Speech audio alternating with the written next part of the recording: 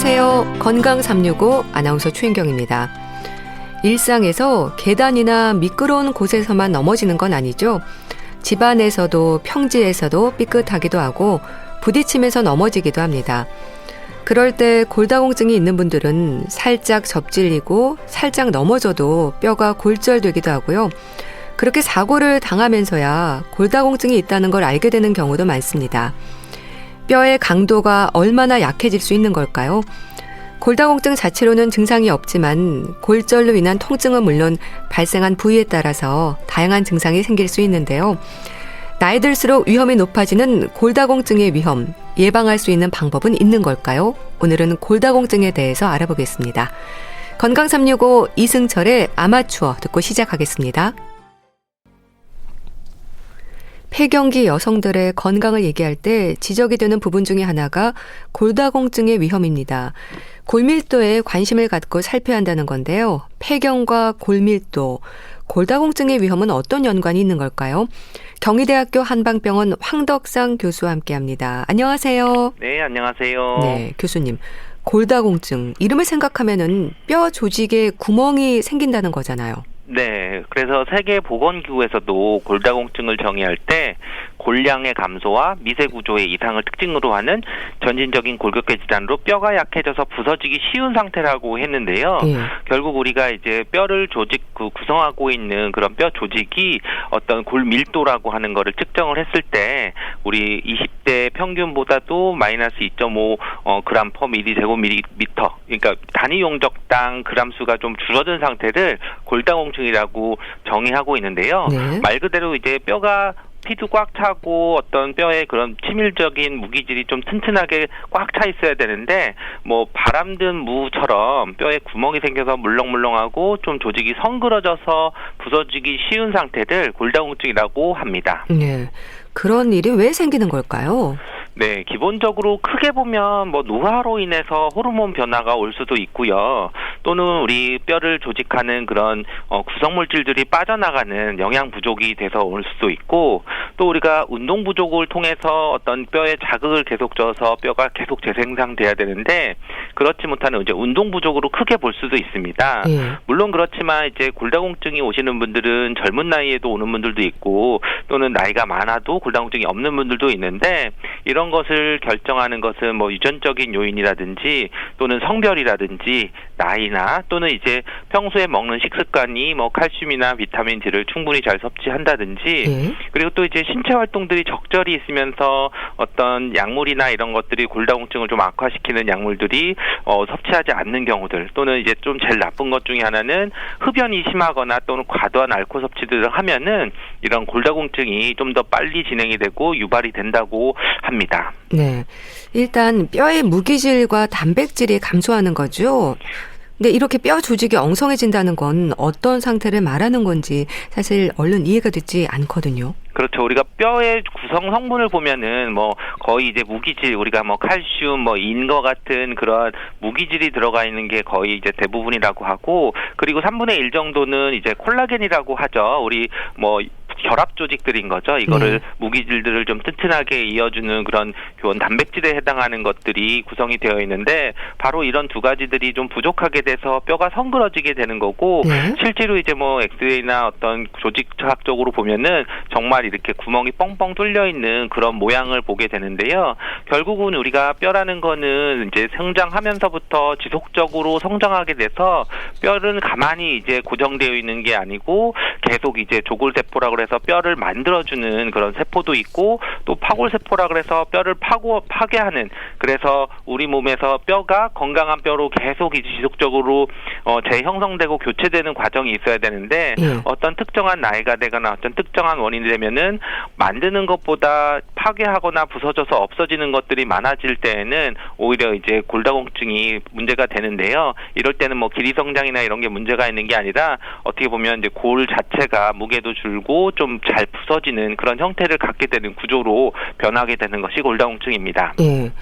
그럼 특히 골다공증에 있어서요. 폐경기 여성들에게 위험이 높아지는 건 왜 그렇습니까? 네, 골다공증의 이제 가장 큰 원인 중에 하나로 어떻게 보면 이제 여성 호르몬이 작용하는 거에 좀 가장 많이 작용하는 게 골다공증인데요. 그래서 보통 폐경 직후에 여성이 오히려 그때부터 골다공증이 생기는, 그러니까 골밀도가 점점 줄어드는, 골이 파괴되는 그런 속도가 이전보다도 폐경 이후가 5배에서 10배 정도 빠른 속도로 급격하게 빠진다고 얘기를 하거든요. 그래서 어떤 통계에 따르면은 폐경 여성의 골다공증은 35%에 이른다 해서 오히려 그 이전보다 굉장히 빨리 그 골다공증이 오게 되는 50대 이후부터는 그 나이가 어릴 때보다 8배 정도 증가를 한다는 보고도 있는데요.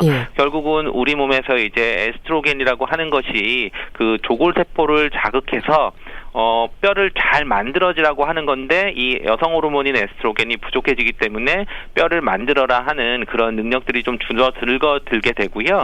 그리고 이런 것들은 또 뼈의 골을 흡수를 억제시키는 또 그런 호르몬과도 관련시키는 부분들도 있고 또는 폐경 이후에 이제 부갑상선 호르몬이 좀 문제가 돼서 이런 것 때문에 뼈는 생성은 줄어들게 하고 뼈는 부서지게 하는 재흡수를 시키는 것들은 높이기 때문에 골다공증을 좀 급격하게 폐경 이후에 증가한다고 볼 수 있습니다. 네.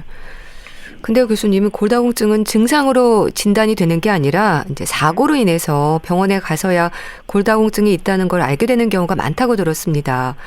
골다공증 자체로는 아무 증상이 없나 봐요. 그렇죠. 우리가 뼈가 있고 우리 몸에서 뼈가 어느 부위에 다 있지만 사실은 뼈가 어디에 위치해 있고 뼈가 아프다고 느끼진 않거든요. 실제로 이제 통증이 느끼는 거는 근육이나 신경이나 이런 조직이 염증이 생겼을 때 이제 통증이 오는 거지.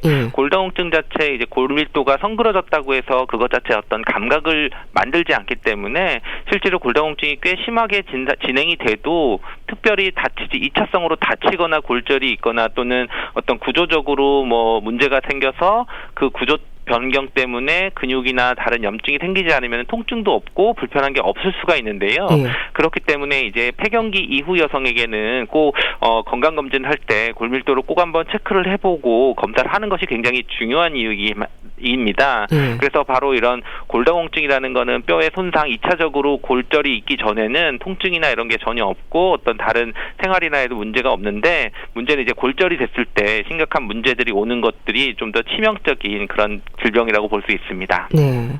그러니까 골절상을 당한 뒤에 알게 되는 질환이 골다공증이라면 이제 골다공증이 없는 사람의 골절 사고와 비교할 때 같은 골절 사고라도 부상의 정도를 봤을 때 좀 더 심각할 수 있는 거네요. 그렇죠. 물론 골절 정도에 따라서 골다공증이 있느냐 없느냐는 골절이 심하게 골절됐으면 더 심각할 수는 있는데 문제는 이제 골다공증으로 인한 골절이라고 하는 것은 특별히 어떤 심각하게 뼈가 부러지지 않은 상태에서도 골절이 오게 되는 우리가 일상적으로 사소하게 잠깐 일어나다가 팔을 짚었는데 팔목이 부러진다든지 또는 이제 일어나려고 하시다가 잠깐 이제 주저앉았는데 척추뼈가 이제 압박골절이라고 해서 골다공증처럼 골절이 생기는데 문제는 바로 이런 골절들이 재골절 위험이 일반적인 골절보다 정말 2배에서 10배까지도 2배에서 10배까지도 증가를 할 수 있고요. 그리고 또 대부분 이제 척추 골절이 발생하면 1년 이내에 다른 척추 골절이 또 발생할 수도 있다고 얘기를 하는데요. 결국 이제 골다공증이라는 게 뼈가 한 부분만 약한 게 아니라 전체적으로 좀 약한 상태에서 한쪽이 골절이 되고 그거를 치료를 하고 좀 강화시키면은 상대적으로 다른 부분들이 그 보강시켜 놓은 그런 부분들의 다른 부분들이 더 약해지거나 또 그 무게 때문에 또 골절이 또 유발되는 경우도 많고요. 그리고 특히 이제 고관절 골절 같은 경우는 오히려 심각하게 사망률과 증가에도 관련이 있습니다. 그래서 이제 다른 부위의 골절들보다는 고관절 골절이 있고 그게 골다공증으로 인했을 때에는 1년 내 사망률이 20%에 달한다는 보고도 있는데요. 특히 이런 고령자에 있어서의 그런 고관절 골절이 있을 때에는 삶의 질도 굉장히 좀 문제가 되고 사망률이 좀 올라갈 수 있다는 부분에 있어서 그냥 일반적으로 뼈가 골절이 있어서 젊은 사람들이 부러지고 그게 그냥 회복시키면 그냥 그냥 낫고 그냥 어떤 재활 치료하면 회복이 되는 거랑 다르게 재발률도 높고 생활 질도 떨어지고 사망률과 관련되는 것들이 골다공증으로 인한 그런 골절의 특징이라 볼 수 있습니다. 예. 그러니까 나이가 드신 분들은 이런 고관절 골절이 특히 문제가 되는 거죠. 그렇죠. 이제 가장 골다공증으로 인해서 오는 골절이 심한 부분들은 어떻게 보면 손목 관절이나 척추나 이런 쪽일 수 있거든요. 그래서 가볍게 이제 주저앉거나 했을 때 손목을 잡았을 때 이제 손목뼈가 부러진다든지 하는 것들은 오게 되는데, 이런 경우들은 어떻게 보면 이제 회복도 잘 될 수는 있는 부분들인데, 이거보다는 오히려 좀 고령층에 있어서의, 특히 이제 여성들과 같은 경우에는 고관절 골절이 좀 오게 되고, 이럴 때에는 좀 심각하게 좀 삶의 질이나 사망률이 올라가는 그런 문제일 수 있습니다. 교수님, 폐경기 여성들의 호르몬 변화가 이제 골밀도를 떨어뜨린다는 거잖아요. 그럼 폐경기 건강을 위해서 골밀도를 높이기 위해 좀 미리 대비할 수 있는 방법은 없는 건가요? 그렇죠. 그래서 사실 이런 부분에서 제일 강조하는 부분들이 바로 이런 폐경기에서 여성들의 건강을 위해서 가장 중요한 게 이제 운동을 가장 강조를 합니다. 실제로 이제 폐경기 여성에 있어서 우리가 체중도 늘기 때문에 어떻게 보면 다이어트를 좀 더 심하게 하게 되는데, 오히려 이제 골다공증만 보면은 오히려 마른 사람보다는 약간의 과체중인 분들, 조금 살이 좀 있는 분들이 오히려 골다공증이 좀 덜 오게 되는 분들이 보이게 되거든요. 그것은 이제 우리 말초에 여성 호르몬이 폐경이 됐다고 해서 완전히 소멸되는 게 아니라 약간의 말초에 있는 지방 성분들이 있으면은 그게 여성 호르몬을 좀 자체적으로 만들어서 골다공증을 좀 완화하거나 조금 예방할 수 있기 때문에, 어떻게 보면 체중 조절 잘 먹고 잘 생활하는 것들이 중요하면서, 그리고 이제 무엇보다 우리가 할 수 있는 것이 운동을 꾸준히 하는 것들이 굉장히 중요하고요. 그래서 이제 일반적으로 골다공증을 예방하는 것들이 이제 위험 요인을 관리하는 건데, 예를 들면 금연하거나 흡연 같은 거는 꼭 피하시고, 과도한 카페인 섭취는 좀 피하시는 게 좋고, 그리고 꼭 하셔야 되는 게 이제 체중 부하 운동. 그러니까 체중이 부하되는 운동을 하고, 만약에 이제 골다공증을 악화시키는 그런 약물이 있다면은 복용할 때 좀 주의하셔야 되고, 그리고 요 시기에는 꼭 나의 골밀도를 정확히 파악을 해서 그 골밀도가 만약에 골감소증이나 골다공증까지 심한다면은 적절한 약을 적극적으로 먹고 오히려 그거를 예방하는 것들이 굉장히 중요한데요. 예를 들면 지금 당장은 골밀도가 조금 낮아 보이지만 실제로 나이가 점점 들면서 지금 상태만 잘 유지하면 오히려 그 해당 나이에서는 골밀도가 좋아지는 그런 결과도 볼 수 있기 때문에 좀 일찍 발견하고 꾸준히 관리하는 것이 굉장히 중요한 시기가 바로 이런 폐경기 여성들입니다. 네. 골밀도 검사를 어떻게 하는 거죠? 골밀도는 여러 가지 초음파도 있지만 대부분 이제 가장 정확한 거는 엑스레이를 통해서 이제 본 덴시티를 보게 되는 건데요. 그랬을 때 이제 골밀도 엑스레이를 검사를 해서 기본적으로 물론 성병과 열량을 봐야 되지만 기본적으로 T스코어라고 해서 20대 그 젊은 성인에 비해서 어떤 그런 연령에 따라서 또는 인종에 따라서 표준치가 있습니다. 그래서 평균 골밀도보다도 표준 편차 마이너스 2.5g/제곱미터 이하의 골밀도로 보일 때 골다공증이라고 하는 거고요. 그리고 마이너스 1에서 마이너스 2.5 사이에 있으면 이제 골감소증, 그리고 이제 마이너스 1.0 이상이면은 정상 범위라고 그렇게 진단을 하고 있습니다. 네. 노년기로 갈수록 골절에 취약해진다는 걸 생각하면 골감소증에 대한 걱정도 하게 되는데요. 골밀도, 골감소증, 골다공증의 단계로 이어지는 거죠? 그렇죠. 이제 가장 우리가 젊었을 때 20대 이제 골밀도가 가장 튼튼해지는, 골밀도가 가장 극대화되어 있는 그런 시기들인데, 그 20대 이후부터는 점점 골밀도는 줄어드는 게 골밀도 그래프의 그런 정상적인 범위거든요. 그럼 나이에 따라서 골밀도가 감소하는 거는 정상으로 보는데, 그 일정 정상 그래프보다 더 떨어져서 마이너스 2.5g/제곱미터 정도 이하로 떨어지면 이제 골다공증이라고 보는데, 그거보다는 좋지만 마이너스 1.0 이하면 골감소증으로 보는 거거든요. 근데 여기에서는 이제 골감소증이 있으면 관리를 못하고 내가 유지를 못하면은 나이가 점점 들면서 골다공증으로 급격하게 떨어질 수도 있는 거고요.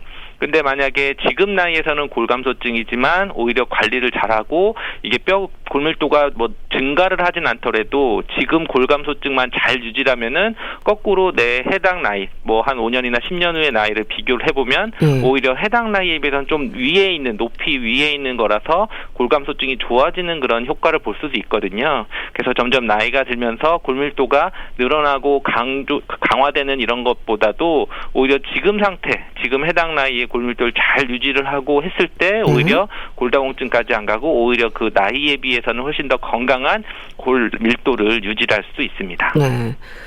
근데 노인들의 골감소증은 뭐 어쩔 수 없는 자연스러운 변화라고 한다면은요, 젊을 때부터 이게 서서히 진행이 되는 건가요? 그렇죠. 요즘에는 특히 이제 젊은 여성들에 있어서 급격한 다이어트를 하게 되거나 했을 때 오히려 골다공증이 있는 분도 많이 있거든요. 그래서 물론 골다공증의 가장 큰 원인은 나이에 따른 그런 노화에 따른 호르몬 변화일 수 있지만 어떻게 보면 젊을 때부터 너무 이른 다이어트, 극심한 다이어트를 하거나 해서 적정 체중이 못 이루면은 오히려 골밀도가 좀 낮아지는 골다공증이나 골감소증을 뭐 20대 여성이나 다이어트를 심하게 하고 체중이 많이 빠졌을 때는 올 수 있고요. 그렇기 때문에 이제 젊었을 때는 적절하게 영양 섭취도 해야 되는 거고 특히 이제 그 지방도 여성 호르몬의 원료가 되거든요. 그래서 콜레스테롤이 에스트로겐을 만들기 때문에 너무 체중이 적은 상태에서는 그런 지방이 부족해서 여성 호르몬을 좀 만드는 게 줄어들어서 오히려 골다공증이 생길 수도 있고 또는 이제 다이어트를 하면서 적절하게 운동을 해야 되는데 뭐 굶으면서 오히려 운동을 했을 때도 오히려 골밀도가 좀 약해지기 때문에 적절한 영양 섭취를 하면서 일정한 평균적인 정상 체중을 유지하면서 운동량을 좀 유지를 하고 또 어떻게 보면 요즘에 이제 햇볕을 좀 많이 쬐는 것들도 필요해서 햇볕을 쬐면서 일상생활을 유지하는 것이 젊은 사람들의 그런 골밀도를 건강하게 유지하는 방법이 될 수 있습니다. 네. 골 감소를 노년기에는 직접 느낄 수 없는 건가요? 증상으로는요? 증상적으로 보면 가장 이제 쉽게 보면 우리 자세를 봐도 알 수 있는데요.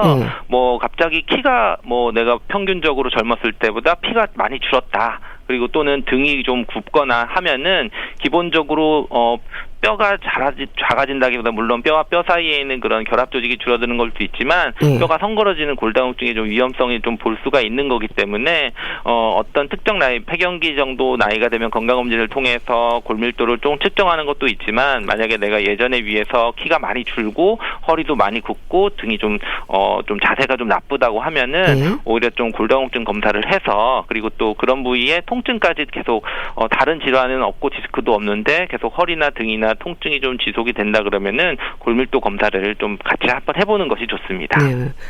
그렇다면 교수님, 한의학에서는 골다공증의 위험을 어떻게 설명하나요? 네, 한의학에서도 골다공증을 뭐 정확하게 명시하지는 않았지만 그렇지만 골다공증에 해당하는 그런 임상 증상들은 골 위의 범주라고 해서 보고 있었는데요. 한자로 이제 골을 쓰고 위는 그 마르고 저리다는 뜻의 그런 위증이라고 하는 그 위의 한자를 쓰는 거거든요.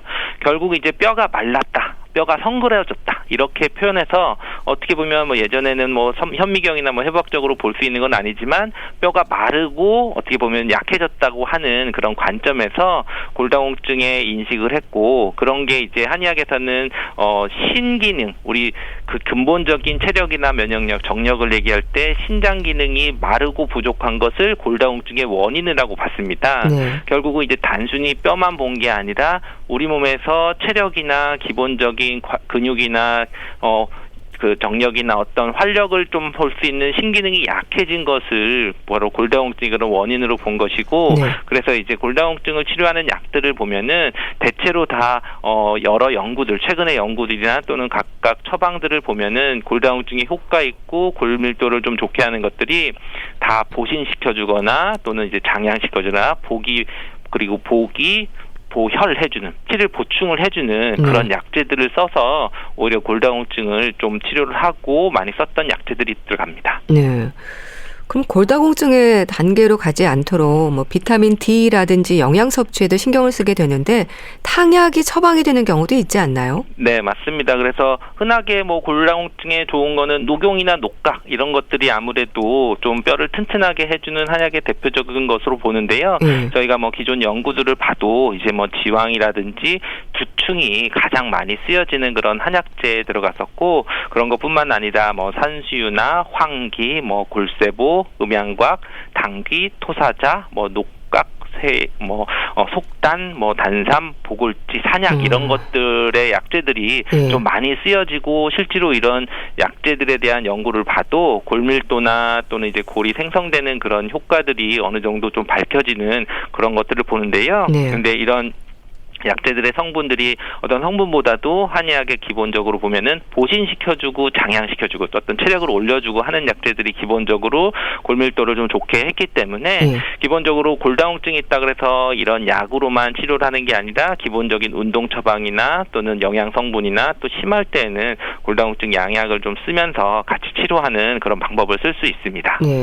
비타민 D 섭취도 중요한가 보죠? 그렇죠. 아무래도 우리가 골다공증 얘기하면 칼슘을 많이 얘기를 해서 칼슘 섭취만 많이 얘기를 하는데요. 실제로 칼슘이 당연히 뼈의 구성 성분 중에 대부분을 차지하고 있기 때문에 중요하지만 실제로 이제 칼슘만 먹으면은 사실 흡수가 잘 안 되기 때문에 비타민 D가 좀 부족할 때에도 오히려 칼슘의 흡수가 잘 안 되고 좀 골다공증이 좀 문제가 될 수 있습니다. 그래서 칼슘을 섭취하면서 비타민 D라고 하는 것은 사실 우리가 햇볕을 많이 쬐거나 또는 음식 중에서도 우리가 비타민 D가 들어가 있는 음식들도 우리가 평소에는 잘 섭취하지 않는 음식들이 있기 때문에 이런 경우에는 요즘에는 혈액 검사를 통해서 비타민 D 수치를 측정을 해서 그게 부족하다 그러면은 같이 병행하는 보조제를 좀 복용을 하는 것도 좋은 방법이 될 수 있습니다. 그리고 이제 음식적인 부분에서는 뭐를 먹는 것도 중요하고 어떤 뼈에 좋다 이런 것들도 많이 찾으시는데 오히려 그런 것도 중요하지만 오히려 저는 강조드리고 싶은 거는 운동도 중요하지만 또 나쁜 음식들 카페인이 좀 강하거나 또는 이제 흡연이나 또는 음주를 좀 제한하는 것이 굉장히 골다공증에는 중요한 문제일 수 있습니다. 폐경기 여성들에게 골다공증의 위험이 높다고 하셨는데 그럼 여성 호르몬제를 좀 드시는 게 도움이 되는 건가요?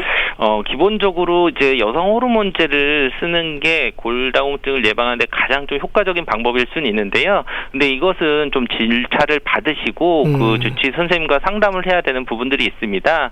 미국의 이제 FDA에서도 권고 사항들이 있는데 거기에서도 골다공증 자체만으로 여성 호르몬을 쓰지 말고 여성 호르몬제 외에 다른 그런 골다공증 치료제가 있을 쓰든지 아니면 골다공증에 대한 생활 개선 하든지 이런 것들을 우선적으로 고려를 하라고 하는 그런 권고 사항이 있거든요.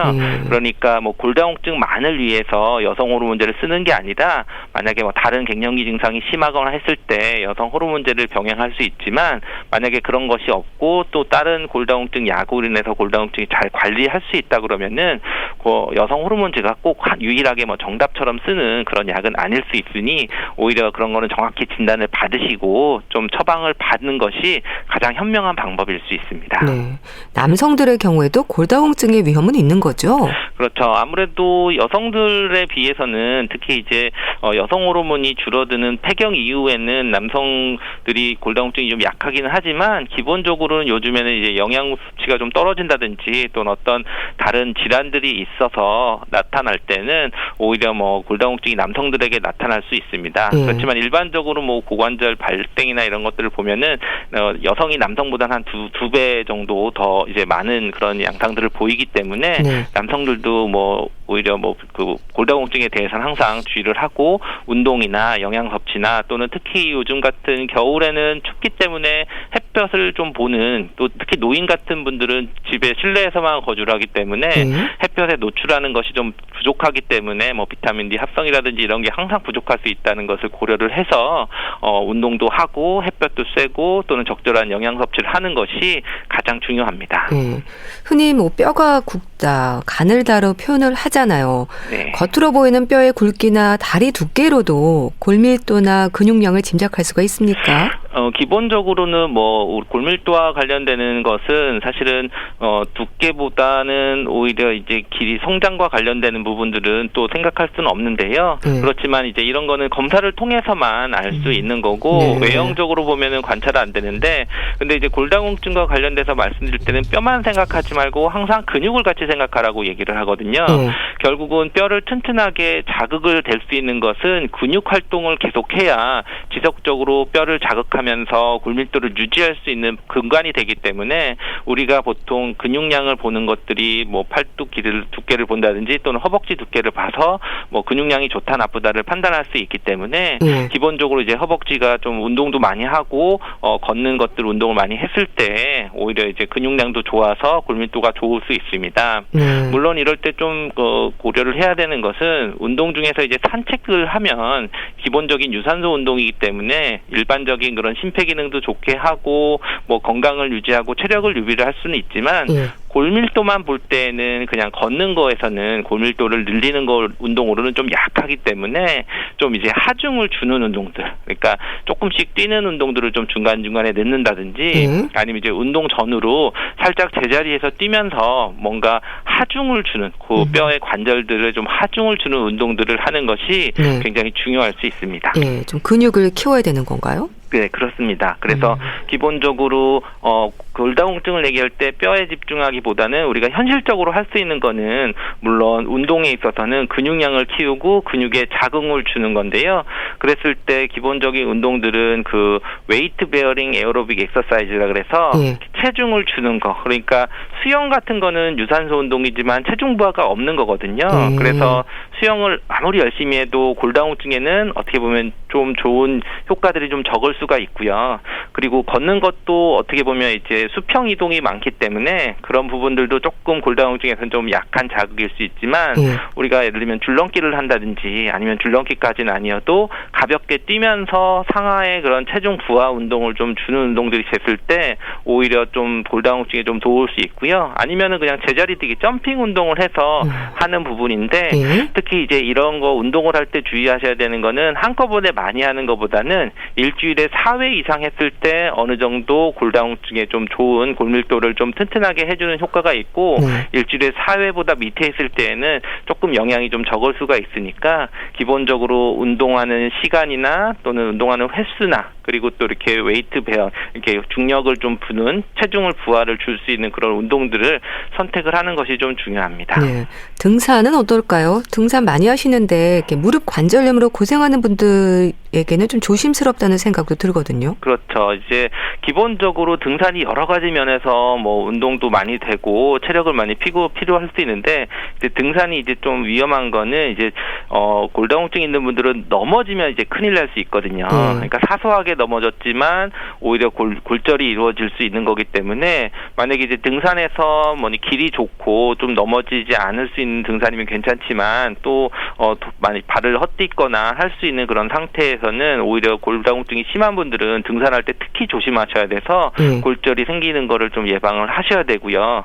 그런 면에서 이제 등산할 때는 오히려 그런 폴대를 좀 쓴다든지 좀 넘어지지 않게 하는 것들을 좀 해서 운동을 하시는 거는 가능합니다. 네, 그러니까 지팡이 같은 게 좀 도움이 되겠네요. 그렇죠. 아무래도 우리가 운동이라고 할 때 기본적인 근력을 늘리게 하고 체중 부하를 하는 것도 좋지만 그것과 더불어 균형력을 이루거나 순발력을 기르는 그런 안전성 운동도 꼭 하는 것이 좋거든요. 그런 것이 이제 평상시에 잘 돼서 잘 넘어지지 않고 넘어질 때 방지를 할 수 있는 그런 몸 상태라고 하면은 이제 울퉁불퉁한 길을 걸어야밖에 없는 그런 등산을 해도 어느 정도 안전하게 다녀올 수 있지만 만약에 균형 감각이 좀 떨어지고 순발력이 떨어질 때에는 등산을 하실 때에는 특히 좀 조심을 하셔야 됩니다. 네, 또 교수님, 골다공증으로 인한 골절상을 입은 환자들의 회복을 돕기 위한 치료에 있어서요. 재활 기간도 짧지 않을 것 같은데 침 치료는 어떤 도움이 될까요? 기본적으로 이제 침 치료가 모든 통증 질환에도 많이 쓰고 뭐 요통 치료나 그래서 척추 부분에서 침을 놨을 때 허리 통증을 좀 좋게 하고 기혈 순환들을 좀 좋게 하고 자세도 좀 바르게 할 수 있는 그런 효과들이 있을 수 있고요. 국소적으로 또 이제 약침 치료를 했을 때 연구를 통해서는 뭐 염증 유발 인자도 억제하고 뼈 재생 효과도 어느 정도 입증이 됐다고 해서 기본적으로 이제 통증을 좀 억제시키고 기본적으로 몸이 회복을 할 수 있는 우리 몸을 기둥을 세울 수 있는 그런 치료로 사용할 수 있는 것이 침 치료일 수 있습니다. 네. 회복 후에 운동 계속 강조를 하셨는데 뭐 스트레칭 같은 것도 도움이 될까요? 기본적으로 이제 골다공증이 있어서 골절이 있으시거나 할 때에는 사실 장기적으로 보면은 2차적인 그런 골절이나 합병증이나 이런 것들을 좀 완화시키고 근력을 회복시키는 게 굉장히 중요하기 때문에 네. 급격하게 어떤 다른 운동을 하는 것보다는 기본적인 스트레칭을 했을 때 근력을 강화시켜주고 네. 또 균형을 좀 잡아주는 그런 방법이 될 수 있고요. 네. 그렇지만 이제 뼈 자체를 강화시켜주는 것은 그 근력을 좀 주고 체중 부하를 주고 해서 하중을 주면서 체중 부하 운동을 하는 것이 골밀도 자체의 그런 증가를 시키는 것이 굉장히 중요할 수 있습니다. 그러면서 이제 그 재활하거나 할 때에는 다시 넘어지지 않기 위해서 어떻게 보면 균형 감각을 좀 세워주기 위해서 네. 뭐 일자로 나란히 이렇게 걷는다든지 바닥에 이제 선을 쭉 그어놓고 그 선을 이제 일렬로 이렇게 나란히 걸어가면서 오히려 균형 감각을 좀 잡아주는 그런 걸 익숙시켜주는 그런 운동을 하는 것이 굉장히 중요합니다. 네, 알겠습니다. 자, 오늘은 골다공증의 위험에 대해서 말씀드렸는데요. 경희대학교 한방병원 황덕상 교수와 함께했습니다. 감사합니다. 감사합니다.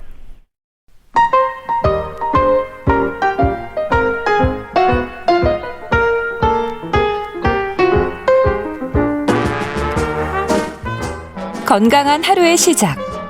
KBS 라디오 건강 365. 최윤경 아나운서의 진행입니다.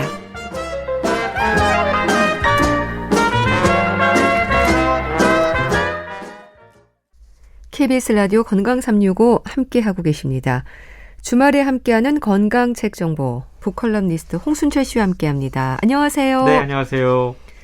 오늘 소개해 주실 책은요. 제목이 케어, 이 돌봄을 말하는 건가요? 그렇습니다. 이 책의 부제가요. 의사에서 보호자로 치매간병 10년의 기록이라는 부제가 적혀 있습니다. 네. 참 2년 넘게 지속되고 있는 이 팬데믹 상황이 돌봄의 문제가 얼마나 중요한지 부각시키고 있는데요. 네. 폭증하는 확진자 숫자, 중증 환자 숫자, 그리고 격리치료 보호소 모두 누군가의 돌봄이 얼마나 절실한 상황인지를 알려주는 지표라고 할 수 있습니다. 네. 이 케어, 이 책의 저자인 아서 클라인먼은 미국 하버드 대학교에서 40여 년 동안 학생들을 가르친 의사입니다. 정신의학, 의료, 인류학, 사회의학 분야의 세계적인 석학이라고 이야기할 수 있는데요. 네. 그리고 그의 아내인 조앤 클라인먼, 중국학을 전공한 세계적인 석학이면서 영혼의 동반자이고 학문적 파트너로서 함께 오랜 기간을 살아왔습니다. 그런데 아내가 60세도 채 되기 전에 갑자기 조발성 치매가 찾아오게 됩니다. 처음에는 실형 문제인 줄 알았다고 그래요. 예. 그렇게 똑똑했던 아내가 어느 날 신문 기사를 제대로 읽지 못하더니 차선을 잘 지키지 못하고 계단을 잘 오르지 못하고 급기야는 조깅을 하다가 맞은편에서 오는 트럭을 발견하지 못해서 발목이 골절되는 일을 겪기도 합니다. 그렇군요. 처음에는 실형 문제인 줄 알아서 검사를 받고 뭐 CT라든가 MRI라든가 정밀 검사를 받고 나서야 그 병의 정체를 알게 되는데요. 예. 그 병의 정체가 알츠하이머였던 거죠. 오늘 소개해드리는 이 케어라고 하는 책은요. 네. 남편인 아서 클라인먼이 치매에 걸린 아내를 무려 10년 동안 직접 돌보면서 기록했던 그 여정을 소개하고 있는 책인데요. 저자는 이 책을 돌봄과 간병의 직접적인 체험기이면서 돌봄이 우리에게 왜 중요한가를 말하는 진실한 증언이다라고 설명합니다. 네. 그리고 의사로서의 경험과 가족 간병인으로서의 경험을 통해서 비로소 돌봄이란 게 무엇인지 정말 뼛속 깊이 이해하게 되었다라고 고백하고 있습니다. 네. 그러니까 저자가 하버드 대학 교수이자 정신과 전문의이신데 치매 진단을 받은 아내를 돌보는 가족의 입장이 되신 거네요. 그렇습니다. 참 얄궂죠. 네, 그렇네요. 알츠하이머 진단을 받은 그날 저녁에 집에 돌아온 남편은 아내에게 약속을 합니다. 무슨 일이 있어도 내가 끝까지 당신을 돌보겠다고요. 네. 집에서 떠나게 하는 일은 없을 거라고 약속했다고 그래요. 네. 그리고 이 아내에게 했던 약속, 아서 자신에게는 굳은 다짐이 됐는데요. 그 이야기를 하면서 둘이 얼마나 부둥켜 안고 울었는지 아이고. 힘들었다라고 고백합니다. 네. 그리고 아내가 그동안 남편에게 헌신해왔던 그 세월을 알고 있기 때문에 이제는 반대로 내가 끝까지 집에서 아내를 돌보면 된다라고 하는 담대한 약속을 하게 되는 거죠. 무엇보다 아서는 자기가 치매 환자의 신경정신적인 변화를 잘 이해하고 있는 정신의학과 교수이기 때문에, 그리고 돌봄의 중요성을 잘 알고 있는 사람이기 때문에, 그리고 그걸 강조해 왔던 의료 사회학자이기 때문에 네. 잘 할 수 있을 거다라는 생각을 했어요. 네. 근데 고백합니다. 돌봄은 끝이 보이지 않는 고통의 시간이었다. 사실 알츠하이머 치매는요, 끝없는 내리막길의 과정이라고 그래요. 저자를 더욱더 힘들게 하는 일들은 이 모든 과정을 겪으면서 자신도 의사였지만 현대의학이 얼마나 그들에게 차가운 선긋기를 하고 있는지 그때마다 참 가슴 아팠다라고 이야기를 하고 있는데, 네. 의사는 그저 아내의 진단에만 치중할 뿐 환자가 어떻게 돌봄을 받고 있는지, 그 환자를 돌보는 보호자는 어떤 처지에 있는지 전혀 관심이 없다라는 거죠. 그렇군요. 이 현실을 지적하고 있는 건데요. 네. 하버드 대학교에서 의사로서 일하던 저자는 이렇게 돌봄의 가치를 부정하고 있는 현대의학이 과연 제대로 된 방향으로 가고 있는지 끊임없이 책을 통해서 질문을 던지고 있습니다. 예. 참 돌봄의 가치를 부정하는 현대의학에 대해서 끝없는 질문을 던진다는 게 참 안타깝네요. 근데 우리도 다르지 않잖아요. 우리는 더하면 더했겠죠. 네. 저자는 평생 의료계에 종사해왔던 전문가였지만 환자의 가족이 되어서야 비로소 알게 된 것들이 너무나 많다라고 고백을 하고 있습니다. 네. 그가 병원에서 맞닥뜨렸던 현실은 이런 것들이에요. 반복되는 각종 검사, 끝없는 대기, 네. 병명과 진단에만 초점을 맞춘 진료, 의료진으로부터 느끼는 소외감, 실질적인 지원의 부재였다라는 거죠. 자신이 의사일 때 느끼지 못했는데 예. 보호자가 되니까 병원에서 그런 걸 느끼고 있는 겁니다. 검사 결과를 기다리고 의사와 단 몇 마디 나누기 위해서 너무 오래 기다리고 의사에게 다음 단계에 대한 말을 듣기 위해서 또 기다리고 대부분은 답을 듣기 위해 기다린다라고 이야기를 하고 있는데요. 네. 그러면서 정작 환자와 보호자들에게 기다린다라는 것이 시간을 잃어버린다라는 것을 의미한다. 근데 의료계 종사자들은 그걸 이해하지 못하고 있다라고 푸념합니다. 그렇군요. 사실 바쁘게 돌아가는 의료진들은요. 네. 환자 보호자의 잃어버린 시간까지 생각할 겨를이 없거든요. 그렇죠. 이게 우리의 현실이라는 겁니다. 저자는 자신의 아내가 오드리 헵번을 닮았다라고 네. 이야기합니다. 정말 기품이 있던 아내였는데 대소변을 가리지 못하고 흐트러지고 짐승처럼 울부짖고, 그리고 심지어 남편에게 사기꾼 나가라는 소리를 지르고, 또 자신이 그토록 애지중지 여기며 수집해왔던 그 앤틱 접시를 바닥으로 집어 던지고 발버둥치고, 이러한 패배와 좌절의 나날들이 자기 앞에 펼쳐졌다라고 고백을 해요. 네. 그리고 돌봄의 가장 미천한 순간 더러워진 시트를 갈고 계속되는 짜증을 묵묵히 받아내고, 정말 하루하루가 수행 같은 날들의 연속이었고 공포와 두려움들의 순간들이었고, 그런 것들을 경험하고 나서야 내가 조금씩 더 성숙한 인간이 되어가고 있다는 것을 책을 통해 고백을 하고 있는 겁니다. 네. 저자의 고백인데요. 네. 조앤의 주 간병인으로 살았던 10년의 세월이 나라는 인간을 완전히 개조했다. 지난 고통과 실망, 아픈 패배와 계속된 피로를 경험했고, 난제를 해결하고 나면 또 다른 난국이 찾아왔다. 네. 그 사이 나는 이전과는 완전히 다른 사람, 더 나은 인간이 되었다. 돌봄은 나를 더 강한 사람, 관계를 더 잘 맺는 사람으로 느끼게 해 주었다. 삶을 어떻게 살아야 하고, 가족들과 어떻게 지내야 하고, 하루하루의 소소한 일상을 돌봐야 하는지를 배웠다라고 고백하고 있습니다. 참 저자의 경험에 의한 고백과도 같은 얘기들이 담겨 있는 것 같은데요. 참 경험이 주는 진심이라는 게 있잖아요. 그렇습니다. 경험하지 못하면 알 수 없죠. 이해할 수가 없습니다. 돌봄에 대한 저자의 경험과 그리고 그때의 성찰은 자연스럽게 그가 종사하는 의료계 그리고 우리 사회로까지 확장이 됩니다. 네. 저자는 돌봄의 문제에 대해서 다양한 질문들을 던지는데요. 돌봄은 우리가 어떻게 살아야 하고 누구인지를 알려주는 또 하나의 서사다. 그리고 가족과 지역사회를 끈끈이 연결해주는 보이지 않는 접착제와 같다라고 이야기합니다. 네. 문제는요. 저자가 지금 살고 있는 미국뿐만이 아니고 전 세계에서 돌봄의 가치가 심각하게 위협받고 있다는 겁니다. 돌봄의 가치가 폄하되고 경제성, 효율성 이런 미명 아래 부차적인 문제로 희생되고 있다는 겁니다. 특히 의료에 있어서 돌봄의 실종 문제를 진단하는 그의 정의는 정말 의미심장한데요. 최근 돌봄의 4가지 모순을 지적을 하고 있어요. 첫 번째는 전통적으로 의학이라고 하는 건 돌봄을 진료 행위의 핵심으로 정의해 왔다고 그래요. 근데 시간이 흐르면서 돌봄이 의사들이 실제로 하는 일 가운데 가장 지엽적인 일이 되어버렸다. 되게 중요한 지적인 것 같아요. 그렇네요. 둘째 모순은요.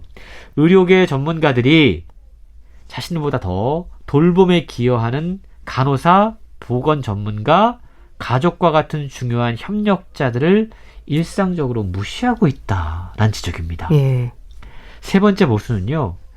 의대 1학년 학생들이 졸업생들보다 돌봄의 현실과 환자의 사회심리적 맥락에 대해서 더 관심이 있고 때로는 돌봄에 더 능할 정도로 의학 교육에서 돌봄의 원칙과 실천에 대한 교육을 제공하지 못하고 있다. 네. 의대 1학년 때는 돌봄에 대한 관심과 욕심이 있는 거예요. 근데 예. 졸업할 때가 되면 전혀 그 문제는 관심이 없어지는 이 모순을 지적하고 있는 겁니다. 그렇네요. 마지막 4번째 모순이요. 의료 시스템의 개혁이 역설적으로 돌봄을 약화시키고 있다는 지적인데요. 환자의 얼굴을 보고 이루어지는 대면 진료, 이게 점점 축소되고 있습니다. 네. 의사가 환자를 진료할 때 모니터 속의 차트를 보고 이루어지는 전자진료가 점점 늘어나고 있어요. 이렇게 되면 어떤 문제가 생기냐면 얼굴을 보고 그 환자의 감정과 이런 것들을 느껴야 되는데 보호자들의 표정을 봐야 되는데 그래야 그것이 돌봄의 문제로 연결될 수 있는데 그런 것들이 지금 제대로 행해지지 않고 있다. 이것이 돌봄을 현대 의료 체계로부터 자꾸만 멀어지게 하는 중요한 문제들이다라고 지적하고 있는 겁니다. 네. 참 안타까운 현실인데요. 10년간의 돌봄 일기라고 하셨는데 그럼 결국 저자의 아내분은 돌아가신 건가요? 그렇습니다. 아내인 조에는 마지막으로는 이제 요양원에서 생애 마지막 9개월을 보내게 돼요. 그리고 그곳에서 눈을 감게 됩니다. 앞서 제가 설명드릴 때 끝까지 집에서 자기가 책임지겠다라고 남편이 고백했다고 그랬잖아요. 네. 근데 결국은 그 뛰어났던 의사도 예. 이 알츠하이머의 단계를 머리로 다 알고 있던 그분도 가정간병의 한계를 실감하고 조앤을 결국은 요양원에 맡기게 됩니다. 그리고 홀로 집으로 돌아온 날 얼마나 자신을 자책하면서 오열했는지 모르겠어요. 그렇군요. 의학적으로는 필요한 결정이었지만 그 죄책감으로부터 벗어날 수 없었다. 이 고백도 참으로 가슴 아프게 다가오는데요. 저자는 그러면서 알츠하이머 환자에게 초기부터 요양원을 대안으로 고민하는 게 답이었을까? 알츠하이머 환자는 언제 어떻게 요양원에 보내야 될까? 이게 지금 사실은 당연하게 여겨지고 있잖아요. 예. 또 돌봄을 주는 사람과 받는 사람의 수만큼이나 너무나 다른 경험들이 있기 때문에 모든 간병의 상황에서 통하는 단 하나의 답이 존재하지 않는다는 사실을 함께 일깨워 줍니다. 그래서 개인들의 간병 경험을 제3자가 쉽게 판단하지 말자라는 이야기까지 하고 있어요. 네. 뿐만 아니고 요양원에서 마지막 9개월 동안 조앤이 그곳에 생활을 하게 되는데 그때 저자가 지켜봤던 그 요양원의 모습도 상당히 우리가 새겨들만 합니다. 네. 의사가 빠져나간 돌봄의 진자리를 채우고 있는 건 주로 이주민 출신 여성 노동자였다고 그래요. 의식이 반밖에 없는 환자라도 휠체어를 태워서 햇살 가득한 방으로 데리고 나온 요양원의 의료진 대다수가 IT에서 온 여성 이민자였다라는 현실입니다. 네.